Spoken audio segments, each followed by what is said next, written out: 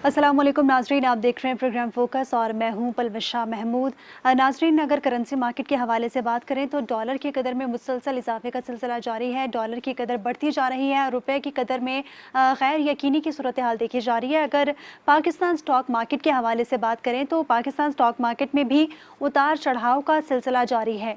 आज कारोबारी हफ्ते का दूसरा रोज़ था और ब्रोकर्स का एतमाद के हवाले से अगर बात करें तो ब्रोकर्स आज थोड़े से रिजर्व हो गए हैं और उतार चढ़ाव डेली बेसिस पे देखने में आ रहा था, लेकिन पिछले काफ़ी दिनों से स्टॉक मार्केट में काफ़ी अच्छा रुझान देखा गया, काफ़ी पॉजिटिव इम्पैक्ट देखा गया। लेकिन आज की अगर बात करें तो आज ब्रोकर्स का एतमाद थोड़ा सा डगमगाया हुआ दिखाई दिया। इसके अलावा बिजली सारिफिन के लिए एक बुरी खबर है। बिजली सारिफिन पर एक बिजली बम गिराने के लिए तैयारी कर ली गई है। ये कब होगा, इजाफा कब होगा, इस हवाले से भी प्रोग्राम में गुफ्तगू शामिल करेंगे। IMF के हवाले से बात करें तो IMF के हुक्म पर नेपरा ने माली साल 2024 के लिए बिजली के फी यूनिट में 4 रुपये 96 पैसे इजाफे की समरी हुकूमत को भेज दी है। यानी कि IMF से मुआहदा तो हो गया, पाकिस्तान को पैसे भी मिलना शुरू हो गए हैं, लेकिन IMF की शराइत में मजीद तब्दीलियाँ की जा रही हैं और आइंदा आने वाले वक्तों में जब हुकूमत चेंज होगी तो ये भी कहा जा रहा है कि दोबारा जो है वो मिनी बजट पेश किया जाएगा। उसमें भी IMF डू मोर का मुतालबा कर सकता है, क्योंकि IMF ने रिसेंटली गवर्नमेंट से जितने भी टैक्सेस हैं उनकी एक समरी, एक ग्राफ मांगा है और गवर्नमेंट ने उनको प्रोवाइड किया है। अब IMF के कहने पे ही आवाम पे बिजली बम गिरने की तैयारियां हो चुकी हैं। इसके अलावा बिजली के निर्खों में इजाफा जो है, उसके बाद माहाना बिल कितना आएगा, कितने यूनिट पे कितने पैसे बनेंगे, ये तमाम तर गुफ्तगू प्रोग्राम में जारी रहेगी। हमारे साथ स्टूडियोज़ में मौजूद हैं नुमाइंदा खुसूसी हमजा गिलानी। अस्सलाम वालेकुम हमजा। वालेकुम सलाम। हमजा, आपसे सबसे पहले मैं स्टॉक मार्केट के हवाले से जानना चाहूँगी, स्टॉक मार्केट का आज कैसा रुझान रहा? मार्केट का जब आगाज़ हुआ तो हमने पॉजिटिविटी देखी कि एशिया 100 इंडेक्स पॉजिटिव स्केल के साथ खुला, लेकिन जैसे जैसे वक्त गुजरता रहा हमने देखा कि प्रॉफिट टेकिंग हुई, करेक्शन आई। रेंज बाउंड एक्टिविटी अगर मैं आज की ट्रेडिंग की बात करूं तो वो 45,000 45,200 के दरमियान रही और सरमाकार मोहतात तो हैं, इसमें तो खैर कोई दो राय नहीं, क्योंकि मॉनेटरी पॉलिसी का इस महीने के एंड में ऐलान होगा और खदशात यही हैं, तवक्कुआत यही हैं कि IMF के कहने पर शरह सूद में दोबारा इजाफा किया जाएगा और शरह सूद के इजाफे के बाद वो अपना रिकॉर्ड तोड़ते हुए एक नया रिकॉर्ड बना लेगी। तो इस हवाले से बहुत ज़्यादा मोहतात अंदाज देखा गया आज कारोबारी हफ्ते के दूसरे रोज़, और हमने ये देखा कि जिस तरीके से पाकिस्तान स्टॉक एक्सचेंज के अंदर रेंज बाउंड एक्टिविटी जब इतनी महदूद रही तो माइनस में भी गई मार्केट, और माइनस में जब मार्केट गई तो 45,000 की नफसातियत से गिरकर 100 इंडेक्स 44,900 की नफसातियत पे भी ट्रेड होता हुआ हमने देखा। और एक वक्त ऐसा था कि 150 पॉइंट्स माइनस गई थी मार्केट। तमाम इस वक्त मार्केट ओवरऑल अगर मैं बात करूं तो इतना ज़्यादा हमने देखा कि लॉस नहीं हुआ सरमायाकारों को, लेकिन ऑयल एंड गैस सेक्टर के अंदर हमने देखा कि ख़रीदो फरोख्त हुई शेयर्स की। वॉल्यूम लीडर जो है हमारा बैंकिंग सेक्टर रहा, बैंकिंग सेक्टर के शेयर्स में ख़रीदो फरोख्त हुई। तो ओवरऑल ये तमाम इम्पैक्ट्स हैं और फिर जाहिर सी बात है इंपोर्ट बिल की अदायगियाँ सर पर खड़ी हैं। डॉलर जो है वो बहुत ज़्यादा मजबूत हो रहा है, करेंसी मार्केट में रुपए की कदर में कमी हो रही है। तो ये तमाम अवामिल है जिसकी वजह से आज कराची स्टॉक मार्केट का जो अख्तिताम है वो 33 पॉइंट नफ़ी के साथ हुआ। तो ओवरऑल कराची स्टॉक मार्केट में सरमाकारों की जानिब से सरमाकारी का अंदाज़ महदूद रहा है। ठीक, अगर करेंसी मार्केट के हवाले से बात करें तो हमजा देखने में आ रहा है कि वैसे तो डॉलर की कदर में उतार चढ़ाव का सिलसिला पिछले काफ़ी दिनों जारी था, लेकिन अब पिछले 2-3 दिनों से कंटिन्यूसली रुपए की कदर में कमी और डॉलर की कदर में इजाफा देखने में आ रहा है। आज कितना इजाफा हुआ? 283 रुपये 4 पैसे पे आज इंडिया बैंक मार्केट में डॉलर बंद हुआ है। 279.26 पर कल बंद हुआ था, यानी 3 रुपये 78 पैसे का इंडिया बैंक मार्केट में आज इजाफा हुआ है। दौरान ट्रेडिंग 4 रुपये का हमने इजाफा देखा था और इसकी बुनियादी वजह यही बताई जा रही है कि इंपोर्ट बिल की अदायगियाँ सर पर खड़ी हैं। पोर्ट पर तकरीबन 7,000 कंटेनर्स खड़े हैं, उनकी LCs को क्लियर करना है। IMF ने पहले ही कहा है कि आप तमाम इंपोर्ट बिल्स को क्लियर करें, और जाहिर सी बात है जब इंपोर्टर को इंपोर्ट बिल क्लियर करवाना होगा, LC क्लियर करवानी होगी तो उसको डॉलर चाहिए, और जब वो डॉलर लेने के लिए जाएगा तो डॉलर की डिमांड में इजाफा होगा। इसीलिए जितने इनफ्लोज आए हैं उससे ज़्यादा हमारे आउटफ्लोज हैं, उससे ज़्यादा हमने अदायगियाँ करनी है, उससे ज़्यादा हमने इंपोर्ट बिल की अदायगियाँ करनी है, कर्जे देने हैं, मुकामी कर्जे देने हैं। तो ये सारा प्रेशर जो डेवलप हुआ है ये डायरेक्ट आया है रुपये पर, और रुपी डेप्रिशिएट हुआ है और डॉलर हमने देखा है कि 2 दिन में जो है वो अप्रिशिएट हुआ है, बल्कि बड़ी तेज़ी से अप्रिशिएट हुआ है। तो इसका इम्पैक्ट ओपे मार्केट में भी आया। ओपे मार्केट में भी डॉलर 2 रुपये बढ़ गया। ओपे मार्केट में डॉलर 286 रुपये से बढ़कर 288 रुपये का हो गया। तो ऑब्वियसली जब ये गैप बढ़ता है तो लामोहल्ला ब्लैक मार्केट को तक़वियत मिलती है, और जब ब्लैक मार्केट को तक़वियत मिलती है तो बैरून मुल्क मुकीम पाकिस्तानी बैंकिंग चैनल को बाईपास करके ग्रे चैनल को प्रेफर करता है, और इसी की वजह से हमारे मुल्क में इन्फ्लोस का जो एक हमारे इन्फ्लोस की जो लिक्विडिटी है वो डिस्टर्ब हो जाती है, वो डैमेज हो जाती है। तो इसका इम्पैक्ट करेंसी मार्केट में आया, और करेंसी मार्केट में आने के बाद हमने देखा आज डॉलर इंटरबैंक मार्केट के अंदर महंगा होकर बंद हुआ। कल हमने उसके अंदर कमी तो नहीं देखी, ना हमने परसों देखी, गुज़िश्ता हफ्ते भी हमने देखा कि अप एंड डाउन रहा है करेंसी मार्केट में। आज 3.78 पैसे इजाफे से बंद हुआ इंटरबैंक मार्केट में। तो ये एक बड़ा इजाफा है। ओपन मार्केट और इंटरबैंक का जो गैप है वो फिर से बढ़ना शुरू हो गया है। पहले ये कहा गया था IMF की जानिब से हुकूमत को कि 3% पे लेके जाना है, हुकूमत ने कहा था कि हम 5% की कोशिश करेंगे। अब ये गैप बढ़ रहा है, इन्फ्लोज नहीं है, इंपोर्ट बिल की अदायगियाँ करनी है, डॉलर का फुकदान है, डॉलर का बहरान है, ये तमाम अवामिल हैं जिसकी वजह से रुपये पर दबाव है। और आइंदा आने वाले दिनों में अच्छी न्यूज़ नहीं है करेंसी मार्केट में रुपए के लिए, रुपया मजीद डिवैल्यू हो सकता है। लेकिन वज़ीर ख़जाना की जानिब से तो बड़े दावे किए जा रहे थे कि रुपए की कदर में अब मुसलसल कमी ही डॉलर की कदर में कमी देखने में आएगी और रुपया मुस्तहकम हो जाएगा, और आप बता रहे हैं कि रुपए के लिए आइंदा आने वाले दिनों में अच्छी खबर नहीं है। तो क्या इक़दाम किए गए हैं गवर्नमेंट की जानिब से? देखें, बात यह है कि दावे तो वज़ीर ख़जाना की जानिब से बहुत पहले से करते वो आ रहे हैं कि मैं डॉलर 250 का कर दूंगा, मैं आ गया हूँ, अब मैं डॉलर को कंट्रोल कर दूंगा। उन्होंने डॉलर को आर्जी तौर पे कंट्रोल करने की कोशिश की, जिसकी वजह से रुपया जो है वो मसनूई तौर पे बेहतर तो हुआ। लेकिन जब हम IMF के पास गए तो IMF ने शर्त रखी कि आप डॉलर को मार्केट बेस करें, जिसकी वजह से मार्केट बेस करना पड़ गया। जब मार्केट बेस किया गया तो फिर डॉलर अपनी एक्चुअल पोजीशन पे आया। फिर कुछ दिन पहले हमने देखा कि फॉरेक्स एसोसिएशन ऑफ पाकिस्तान के सदर मलिक बोस्तान ने एक वीडियो पैगाम जारी किया कि डॉलर आइंदा आने वाले दिनों में ओपन मार्केट में 250 रुपये का हो जाएगा। तो ये देखें, ये सब दावे, ये सब बयानात उस वक्त मुकम्मल होंगे, इनके ऊपर उस वक्त अमल होगा जब आप कोई पॉलिसी करेंगे। देखिए ना, आपके पास इन्फ्लोस तो आ नहीं रहे, रेमिटेंसेस का टारगेट हमने मिस किया, एक्सपोर्ट का टारगेट हमने मिस किया, कर्जे नो डाउट हमारे रोल ओवर हुए हैं। अभी चाइना ने रिसेंटली हमारे कर्जे रोल ओवर किए हैं। हमारे पास इन्फ्लोज आए हैं IMF की तरफ से, सऊदी अरब की तरफ से, UAE की तरफ से, Asian development bank, world bank आपको पैसे दे रहा है, लेकिन उससे ज़्यादा तो हमने अपने कर्जे देने हैं ना। अब उसके अलावा फिर हमने अपने बैरूनी कर्जों के अलावा गर्दिशी कर्जे देने हैं, फिर हमने मुल्क चलाने के लिए भी अपनी जेब में पैसा रखना है, फिर जो मल्टीनेशनल कंपनीज हैं उनके तकरीबन $1 बिलियन है। तो ये पूरा एक साइकिल है, उस साइकिल को चलाने के लिए। और फिर आपके पास पोर्ट पे जो कंटेनर्स की भरमार लगी है और 365 डेज़ की पेमेंट पर जो मजीद कंटेनर्स आ रहे हैं उनकी पेमेंट आपको करनी, तो तकरीबन आपके पास $10 अरब का इंपोर्ट बिल होगा आइंदा आने वाले, अगर मैं बात करूं 5-6 महीनों में, तो इतना ये बिल बढ़ जाएगा। तो ये अगर आप थोड़ा थोड़ा करके भी मैनेज करते हैं पार्शली, कि जो फंसे हुए हैं उनको आपने कंटेनर्स रिलीज कर दिए, उसके बाद सेकंड शिफ्ट में कुछ कर दिए, स्लोली भी अगर आप करते हैं और मजीद कंटेनर जो हैं वो रास्ते में वो भी आके अगर खड़े हो जाते हैं, तो इसका जो दबाव है ये रुपए पर बदस्तूर कायम रहेगा। और दावे हुकूमत, देखें अब तो हुकूमत के पास टाइम तो वैसे भी नहीं है ना, अब तो कोई स्ट्रेटेजी सामने नहीं आ सकती। ये सुनने में आ रहा है कि जैसे 8 अगस्त को असेंबली तहलील होने की बातें हो रही हैं, तो ये कबल वक्त हो रही हैं, क्योंकि 14 अगस्त को वज़ीर आज़म ने कहा था कि हम असेंबली तहलील कर देंगे, हमारा लास्ट जो होगा, अब कबल वक्त बात हो रही है। तो देखें ना, जाहिर सी बात है स्ट्रेटेजी अब कोई नहीं है, अब तो हालात ऐसे ही चलेंगे। और रुपया, ये खदशा जाहिर किया जा रहा है कि अगर रुपये को कंट्रोल नहीं किया गया तो हो सकता है आने वाले दिनों में हम रुपया दोबारा 300 प्लस जाता हुआ देखें। ठीक है, रुपए को कंट्रोल करने के लिए हमारी गवर्नमेंट को चाहिए कि कोई पॉलिसीज़ अपनाए। अच्छा हमजा, बिजली के हवाले से अगर बात करें तो आवाम पे बिजली बम गिरने की तैयारियां जो है वो सुनाई दे रही हैं कि आवाम पे अनकरीब बिजली बम एक गिराया जाएगा, और वो भी IMF के हुक्म पर। नेपरा ने माली साल 2024 के लिए बिजली के फी यूनिट में ₹4.96 इजाफे की समरी हुकूमत को भेज दी है। अब IMF की जानिब से आए रोज़ डूमोर का मुतालबा किया जा रहा है टैक्सेस के हवाले से कि टैक्सेस बढ़ाया जाए, बिजली की कीमतों में इजाफा देखने में आ रहा है। आवाम कब उनको रिलीफ मिलेगा, पाकिस्तान की मईशत कब स्टेबल होगी, बिजली के हवाले से क्या अफवाहें हैं ये? देखें, मैं यहाँ आपको एक बात वाज़ेह कर दूँ जी कि IMF ने बिजली की कीमतों में इजाफे का कहा था, गैस की कीमतों में इजाफे का कहा था, इंटरेस्ट रेट बढ़ाने का कहा था और टैक्स नेट बढ़ाने का कहा था। लेटर ऑफ इंटेंट हुकूमत पाकिस्तान IMF को दे चुकी है। आसान अल्फाज में मैं इसको ये समझा दूं कि लेटर ऑफ इंटेंट यानी तस्दीक जमा करा चुकी कि हम ऐसे ही करेंगे। अब बिजली की कीमतों में तो इजाफा यकीनी था, जो कि हो गया। नेपरा ने अपनी समरी तैयार की है, वफाकी हुकूमत को भिजवा दी है। अब वफाकी हुकूमत ने उसको मंजूर करना है। ₹4.96 फी यूनिट का इजाफा होगा अगर हुकूमत अप्रूवल दे देती है। हो सकता है इससे ज़्यादा भी हो जाए, हो सकता है इससे कम हो जाए, लेकिन होना है ज़्यादा। अच्छा, सही। अब मैं एक आपको थोड़ा आसान अल्फाजों में समझा दूं कि जो जी। माहाना 100 यूनिट इस्तेमाल करने वाले सार्फिन हैं, उनके ऊपर कितना बोझ पड़ेगा अगर इजाफा कर देती है हुकूमत 4 रुपये 96 पैसे के हिसाब से।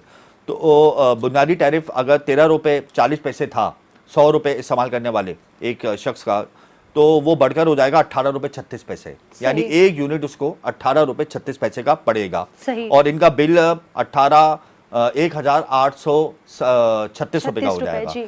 तो ये समझ लीजिए कि 200 यूनिट इस्तेमाल करने वालों का जो बिल है उस पे तकरीबन 3,500 रुपये का बोझ पड़ेगा। और इसी तरीके से 300 यूनिट इस्तेमाल करने वाले का जो बिल है वो 6,000 रुपये से बढ़कर 8,000 रुपये हो जाएगा अगर 4 रुपये 96 पैसे का इजाफा होता है। तो इसी ठीक तरीके है। से जो 400 यूनिट इस्तेमाल करने वाले हैं उनका बिल तकरीबन 13,000 रुपये तक जाएगा, यानी 13,000 रुपये का उनके ऊपर बोझ पड़ेगा। इसी तरीके से 500 यूनिट इस्तेमाल करने वालों का बिल 13,000 से 16,000 17,000 रुपये चला जाएगा। इसमें टैक्सेस शामिल नहीं है, ठीक है। इसमें टैक्सेस कोई शामिल नहीं है। और ये जो रेट हैं ये पूरे मुल्क के लिए होंगे, यकसा तौर पर होंगे, ठीक ये है। सिर्फ कराची के लिए नहीं है। यहाँ पे भी मैं एक वाजे कर दूं। और सेकंड वन ये कि जो पीक हार्ट्स के ऊपर बहुत ज़्यादा शोर हो रहा है, जी। तो हुकूमत ने एक नया स्लैब मुतारिफ कराया है पीक हार्ट्स पे जी। कि पहले पीक हार्ट जो थे वो 6 बजे से 10 बजे रखते। अब कहा गया है कि 3 महीने के लिए मोस्ट प्रोबेबली मई जून जुलाई हो सकते हैं या जी। जून जुलाई अगस्त हो सकते हैं, इसका फैसला तो अभी कुछ दिनों में हो जाएगा कि पीक आवर्स 5 से 9 बजे की जो नई स्लैब है ठीक वो भी है। इसमें मुतारिफ की जा रही है कि 5 से 9 बजे में पीक आवर्स होंगे। और उसके बाद 3 महीने के बाद वो उसमें रद्दोबदल की जाएगी, फिर हो सकता है 6 से 10 हो जाएं, फिर सर्दियों में पीक आवर्स के नई स्लैब मुतारिफ कराई जाएगी। यानी जी। इस वक्त मुल्क भर में औसतन तमाम टैक्सेस अगर मैं शामिल कर लूँ, जो सारे टैक्सेस, जी। फेडरल जी। Excise duty, fuel adjustment charges, इसमें सारे अगर मैं टैक्सेस शामिल कर लूँ तो औसतन तकरीबन अंदाजे के मुताबिक 45 से 46 रुपए का एक यूनिट पड़ रहा है। और अगर बिजली की कीमत बढ़ जाती है तो मुल्क भर की तमाम डिस्ट्रीब्यूशन कंपनीज के रेवेन्यू में तकरीबन 3,281 अरब रुपए का उनको फायदा होगा। अब ये देखें, अब हुकूमत के पास समरी पहुंच गई है नेपरा की। ठीक है। जी। जी हमजा, आपने तो बताया एक आम आवाम को समझाने के लिए आपने अपने बिल्कुल। मौक़िफ़ से आगाह किया कि कितना आवाम को इसमें जो है वो रिलीफ मिल सकता है। रिलीफ तो खैर नहीं है, लेकिन आवाम पे बोझ बोझ पड़ेगा, ज़रूर पड़ेगा। जी। लेकिन के इलेक्ट्रिक का वर्जन क्या है, के इलेक्ट्रिक का मौक़िफ़ इस हवाले से क्या है, अपने नाज़रीन को वो भी सुनवाते हैं। हाल ही में नेपरा ने अपनी नोटिफिकेशन के जरिए मुल्क भर में बिजली की कीमतों में औसतन 5 रुपए इजाफे तक का एक एस्टिमेट दिया है, जिसकी वजह से अक्सर सार्फिन के सहन में सवाल भी उठ रहे हैं। सबसे पहली चीज़ जो जानना ज़रूरी है और समझना भी ज़रूरी है वो ये है कि ये अपनी प्रोसेस का पहला मरहला होता है। एक हतमी नोटिफिकेशन के ज़रिए हुकूमत पाकिस्तान मुल्क भर की डिस्ट्रीब्यूशन कंपनीज़ के लिए तमाम तर तफसीलात वाज़े करती हैं और साथ ही साथ ये भी वाज़े करती हैं कि स्लैब वाइज जो रेट हैं उन पे क्या रेट में इजाफा आएगा। तो इस वक्त अगर कोई ये जानना चाह रहा हो कि 100 यूनिट इस्तेमाल करने वाले या 200 यूनिट इस्तेमाल करने वाले या पीक आवर्स में इस्तेमाल करने वाले रेट्स में क्या इजाफा आएगा, तो उस पर कॉमेंट करना काबिल वक्त होगा, क्योंकि ये जो अमल है ये इस वक्त हुकूमती सतह पर ज़ेर गौर है और तमाम डिस्ट्रीब्यूशन कंपनीज इस हतमी नोटिफिकेशन के मुंतज़िर हैं। हाँ, अगर माजी के हवाले से हम बात करें तो मैं आपको ये बता सकता हूँ कि पिछले साल भी मुतालिका इदारों की नोटिफिकेशन के ज़रिए बिजली की कीमतों के अंदर तकरीबन 40% तक का इजाफा किया गया था। तो नाज़रीन, आपने के इलेक्ट्रिक का मौक़िफ़ सुना कि इलेक्ट्रिक की जानिब से क्या कहा जा रहा है बिजली के हवाले से। आवाम पे बोझ पड़ने वाला है, IMF से मुआहिदा हो चुका है, IMF की जानिब से मुसलसल डू मोर का मुतालबा किया जा रहा है, बिजली पे भी टैक्सेस आयद कर दिए गए हैं। आवाम टैक्सेस से इतने ज़्यादा परेशान हो चुके हैं कि हुकूमत से यही दुआएँ करते नज़र आते हैं कि आवाम पे खुदारा कुछ रिलीफ दिया जाए आवाम को। और बजट में भी आवाम की आमदनी में इतना ज़्यादा इजाफा नहीं किया जाता, जो डेली वेजर्स हैं उनकी आमदनी में इतना ज़्यादा इजाफा नहीं होता कि वो ये तमाम चीज़ें अफोर्ड कर सकें और अपना घर चला सकें। नाज़रीन, प्रोग्राम में गुफ्तगू का सिलसिला जारी रहेगा, वक्त हुआ है एक ब्रेक का।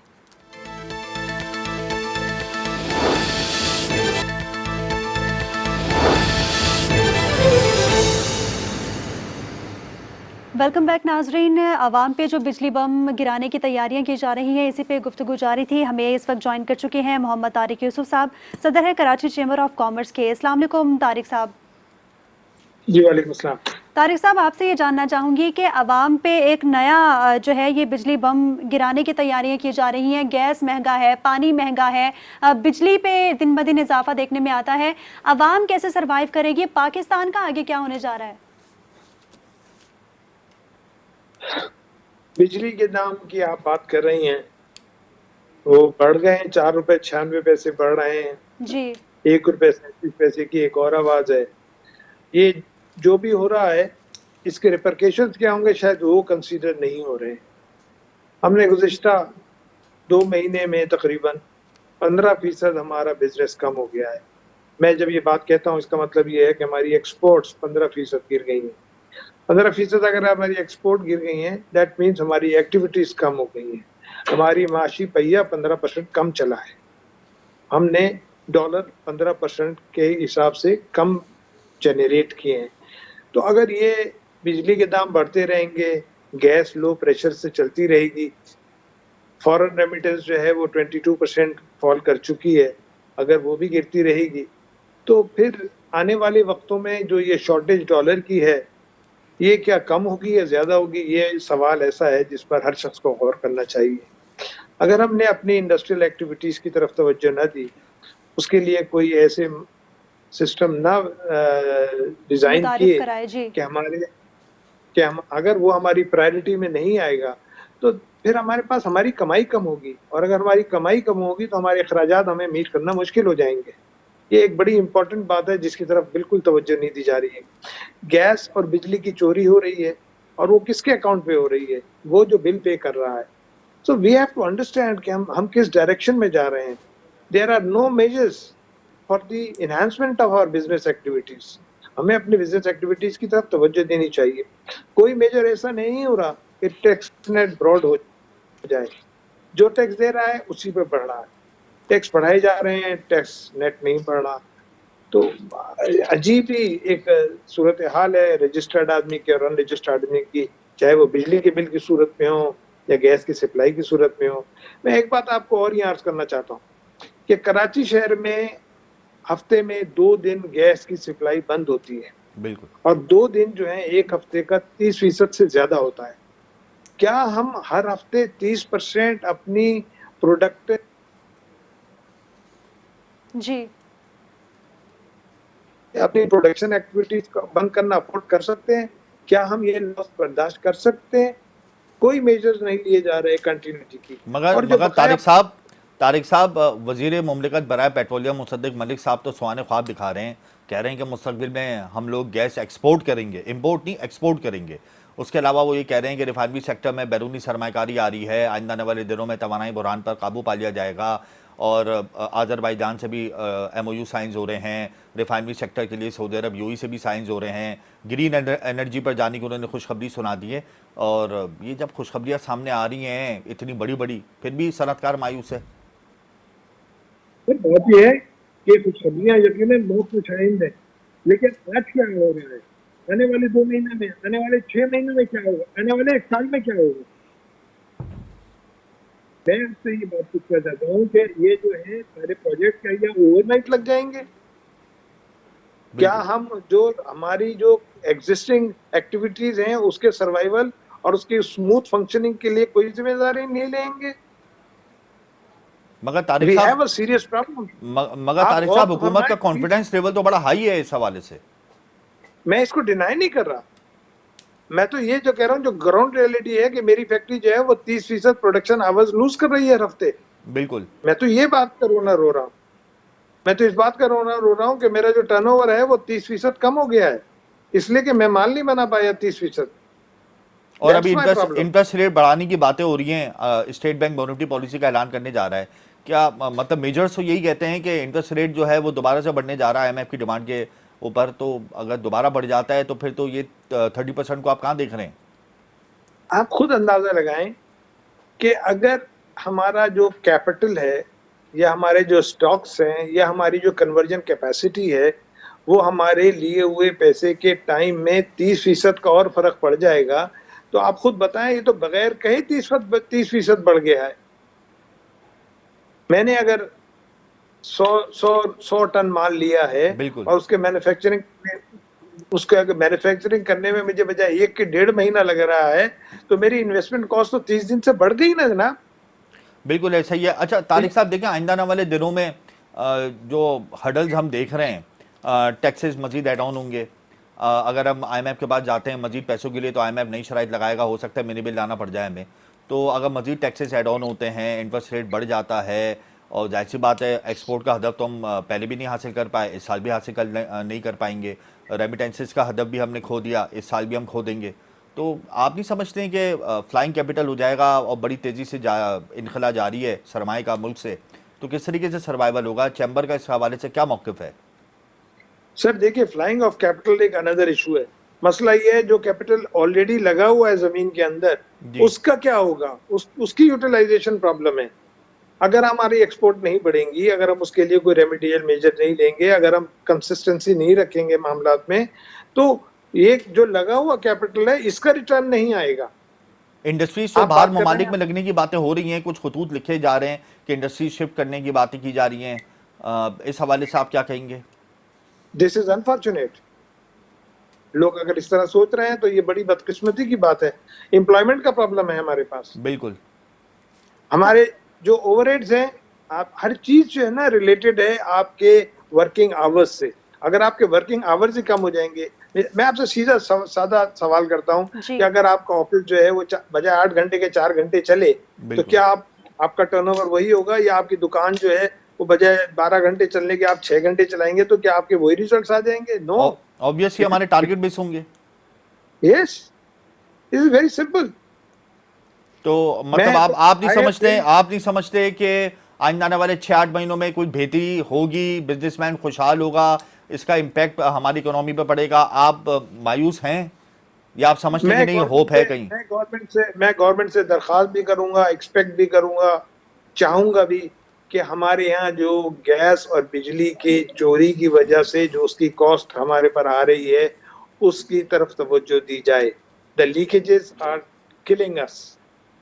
जी तारिक साहब, मैं आपसे ये पूछना चाहूँगी कि आज ही वज़ीर ख़ज़ाना इसहाक़ डार ने अपनी एक प्रेस कॉन्फ्रेंस में ये कहा है कि मुल्की अकाउंट खसारा जो है वो सरप्लस हो गया है और पाकिस्तान का जो मौशी पहिया है जो मुंजमद था वो एक बार फिर से तरक्की की जानिब गामज़न होना शुरू हो चुका है। आप क्या समझते हैं, जितने तमाम चैलेंजेस पाकिस्तान इस वक्त फ़ेस कर रहा है, उसके बाद अनकरीब कुछ महीनों में पाकिस्तान की मईशत दोबारा उसी तरह काम करने लगेगी जिस तरह पहले एक तरक्की पज़ीर ममालिक की करती थी? मेरी ख्वाहिश तो यही है, लेकिन आप ये देखिए कि हमारी पेट्रोलियम की इंपोर्ट कम हो गई है, हमारी दूसरी अजनास की चीज़ों की इंपोर्ट कम हो गई है। तो गैप जो कम हुआ है, ये तो इंपोर्ट ना होने की वजह से हुआ है। जी, हमारी एक्सपोर्ट तो नहीं बढ़ी, हमारी सेल्स तो नहीं बढ़ी हैं। अच्छा तारिक साहब, कल ओसीएसी ने एक लेटर लिखा है मिनिस्ट्री को, पेट्रोलियम मिनिस्ट्री को, और कहा है कि इंटरनेशनल मार्केट को सामने नहीं रखा और हुकूमत ने मैनिपुलेशन कर दी, डीजल की कीमतों को कम कर दिया, बड़े पैमाने पे कम कर दिया, मजमूई तौर पे पेट्रोलियम मसनूआत को 11 बिलियन रुपीस का खसारा हुआ है। और ओसीएसी ने रिक्वेस्ट की है गवर्नमेंट से कि वो जो कमी की है उसके फैसले को वापस लिया जाए। तो अगर डीजल भी बढ़ जाता है और आने वाले दिनों में पेट्रोल की कीमत में भी इजाफा हो जाता है, तो फिर तो आपके ऊपर डबल उसका इम्पैक्ट आएगा, नेगेटिव इम्पैक्ट आएगा। इस मतलब ये तो बहुत परेशान कुन मामला आ रहे हैं। जी हाँ, देखिए ट्रांसपोर्ट कॉस्ट एक मेजर फैक्टर है मैन्युफैक्चरिंग एक्टिविटीज में। ट्रांसपोर्टेशन में बनने से पहले भी माल के और बनने के बाद भी, अगर ट्रांसपोर्टेशन कॉस्ट फिर राइज कर गई तो फिर और महंगाई आएगी, और सब्जियां महंगी होंगी, और दालें महंगी होंगी, और कपड़ा महंगा होगा। हर चीज की ट्रांसपोर्टेशन जो है वो महंगी हो जाएगी। उसके रिजल्ट्स एक आम आदमी भी समझ सकता है कि क्या होंगे। आपकी रिक्वेस्ट जो आपने की है हुकूमत से, अगर वो फुलफिल नहीं होती, जो कि नहीं हो सकती, हुकूमत के पास तो टाइम ही नहीं है, तो मायूस हैं या फिर भी होप है? आप समझते नहीं 5-6 महीने में कोई उम्मीद की किरण आ जाएगी, या फिर हमारे हालात ऐसे ही चलते रहेंगे? नहीं, गवर्नमेंट तो रहेगी, कोई भी गवर्नमेंट नहीं, ये गुज़िश्ता गवर्नमेंट तो चली जाएगी, नया सेटअप आएगा, जाहिर सी बात है। जो भी आएगा काम तो करेगा ना। बिल्कुल, लेकिन उनको एडजस्ट होने में तो टाइम लगेगा ना। फिर आईएमएफ की नई शराइत हमारे सामने, वो ख्याल तो करेगी ना सिस्टम का। यानी कि आप पर उम्मीद है कि पाकिस्तान इंशाल्लाह आने वाले वक्तों में तरक्की करेगा, ये तमाम तर सूरत हाल या जितने भी मंसूबे तैयार किए ये हो जाएंगे मुकम्मल? इंशाल्लाह, व्हाई नॉट। ये तो देखिए ना, गवर्नमेंट के एफर्ट्स हैं, उसको हम डिनाई तो नहीं कर सकते। बिल्कुल, और अल्लाह करे उसमें बहुत बहुत कामयाबी हो। This is in the larger interest of the country.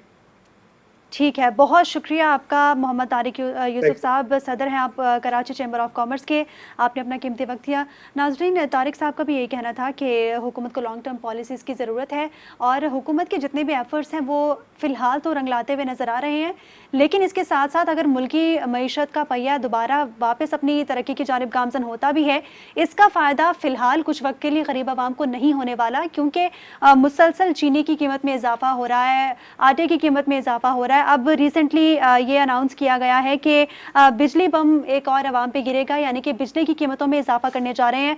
Gas महंगी है, पानी गरीब आवाम की पहुंच से दूर है। गरीब आवाम का कौन सोचेगा, ये एक बहुत अहम सवाल है, लेकिन इस पे तवज्जो किसी की भी नहीं है। गुफ्तगू का सिलसिला जारी रहेगा, वक्त हुआ है एक ब्रेक का।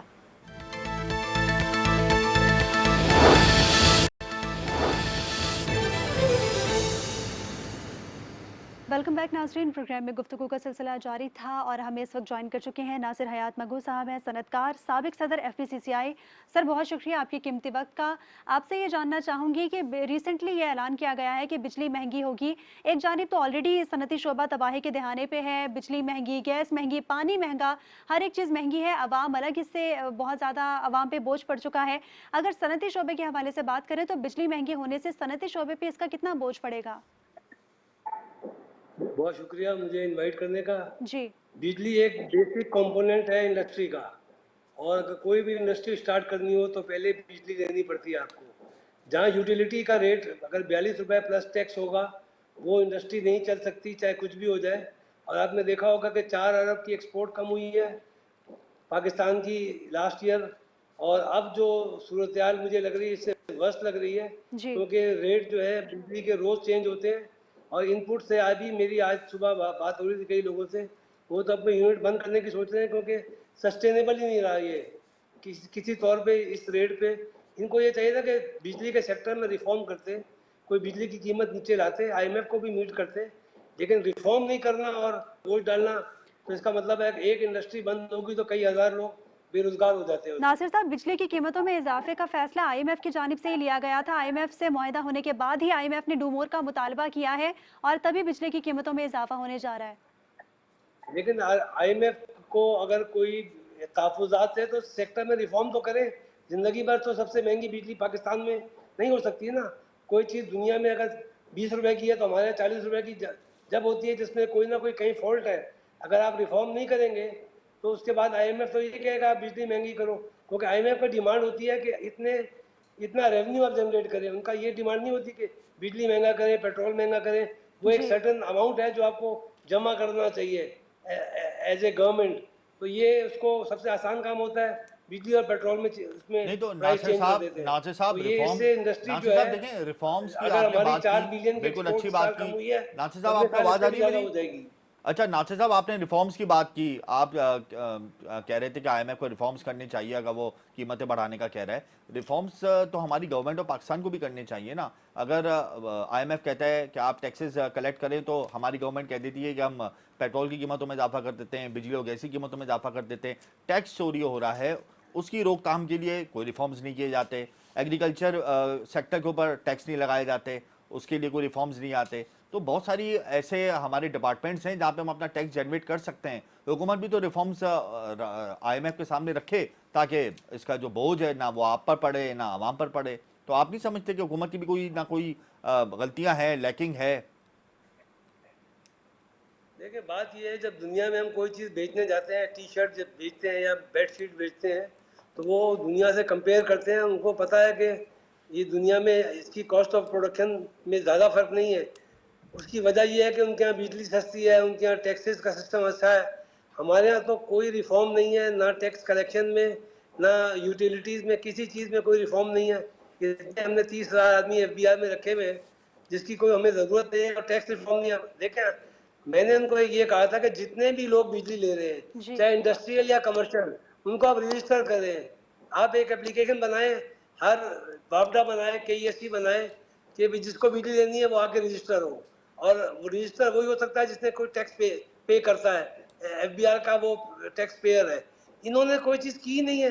2-2.5 लाख टैक्स पेयर क्या 25 करोड़ लोगों को चला सकते हैं? कभी दुनिया में ऐसा पॉसिबल है? IMF का तो एक ही टारगेट है कि इतने पैसे आप जमा करके लाएं, बिजली से लाएं, पेट्रोल से लाएं, गैस से लाएं, उनका इससे कोई तो मतलब नहीं है, उनका मतलब हुकूमत है ऐसी पॉलिसी बना देना कि टैक्स चोरी को कम कर दे, जो टैक्स नहीं दे रहे उनको टैक्स नेट में ले आए, तो हुकूमत भी तो मेहनत करे। अब अगर हम सारा मलबा आईएमएफ पर डाल देंगे और हुकूमत अपना एक सेफ पैसेज रखेगी तो ये भी तो ज्यादती है ना, हुकूमत की भी तो नाइडिया पॉलिसीज नहीं है मैं हमारे खुद पास। मैंने खुद यही कहा कि आईएमएफ का कसूर नहीं है, कसूर हमारी गवर्नमेंट का है। जी। अगर वो इसको चीजें, अगर इसके ऊपर जाएं, इनके पास अगर इस बजट में कहते हैं जी 2000 अरब या 3000 अरब हमने न्यू टैक्स पेयर से लेना है जी। और उसके लिए कुछ सिस्टम या कुछ लोगों को लगाते हैं, कहीं तो आप स्टार्ट करें ना। एक ही बात के लोग टैक्स नहीं देते, लोग टैक्स नहीं देते, आप लेते ही नहीं है, आप ठीक। लेना चाहते ही नहीं। मैं तो एक ही बिल्कुल। बात करता हूँ। ठीक ठीक, बहुत शुक्रिया आपका नासिर हयात मगू साहब, साबिक सदर FPCCI हैं और सनदकार हैं, आपने अपना कीमती वक्त दिया। नाजरीन, तमाम सनती शोबे से मुतालिक जितनी भी अफराद हैं उनका यही कहना है कि हुकूमत को चाहिए कि कोई लॉन्ग टर्म पॉलिसीज़ बनाए, कुछ ऐसी पॉलिसीज़ बनाई जाएँ जिससे जितने भी अफराद टैक्स नहीं दे रहे उनको टैक्स नेट में लाया जा सके, ताकि मुल्क की तरक्की में अपना किरदार ये लोग अदा कर सकें। और IMF से मुआहिदा हो चुका है, IMF ने अवाम पे एक नया बिजली बम गिराने के हवाले से बात की है। IMF की जानिब से मुतालबा किया गया है कि बिजली की कीमतों में एक बार फिर से इजाफा किया जाए। आइंदा आने वाले वक्तों में IMF कितना डू मोर का मुतालबा करता है, कौन कौन से शोबे में टैक्सेस बढ़ाने का मुतालबा करता है, ये एक अहम सवाल है। और हुकूमत क्या इस वक्त टैक्सेस पे मुतहम्मिल हो सकती है, ये हुकूमत को सोचना चाहिए कि गरीब तबका कितना पिस रहा है। इसी के साथ ही मुझे और हमजा गिलानी को इजाज़त दीजिए। अल्लाह हाफिज़।